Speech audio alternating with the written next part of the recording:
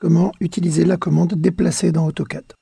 Prenons l'exemple de ce pan de mur que nous devons déplacer pour l'accrocher au cadre de porte qui se trouve ici. Alors, la commande déplacer se trouve sur le groupe de fonctions modification et nous l'avons ici donc.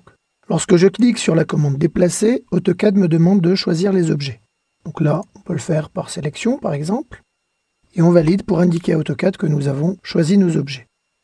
AutoCAD me demande de choisir un point de base ou de déplacement. Alors, le point de base lors du déplacement est très important puisque il faut imaginer que ce point-là, c'est ce qui va nous permettre de nous accrocher.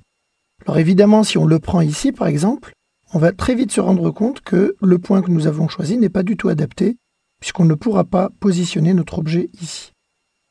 Donc je reprends, déplacer cet objet-là, je valide avec la touche Entrée.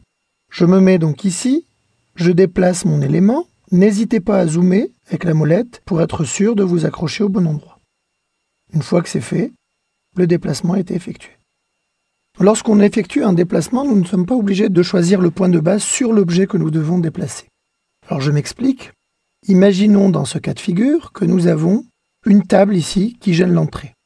Je sais que ma porte fait 90 de large et on me demande de déplacer cette porte-là vers la gauche d'au moins 90. Je vais donc effectuer un déplacement de cet objet-là. Je valide, Entrée. Et lorsque je vais devoir choisir mon point de base, sachant que cette porte-là fait 90, je vais la prendre en référence en choisissant ce point-là comme référence et en donnant une distance de déplacement égale à la largeur de la porte. Je vais donc faire déplacer, choisir cet objet-là, valider, choisir mon premier point de base ou mon point de déplacement et aller donner une distance de déplacement et je prends comme référence la largeur de ma porte.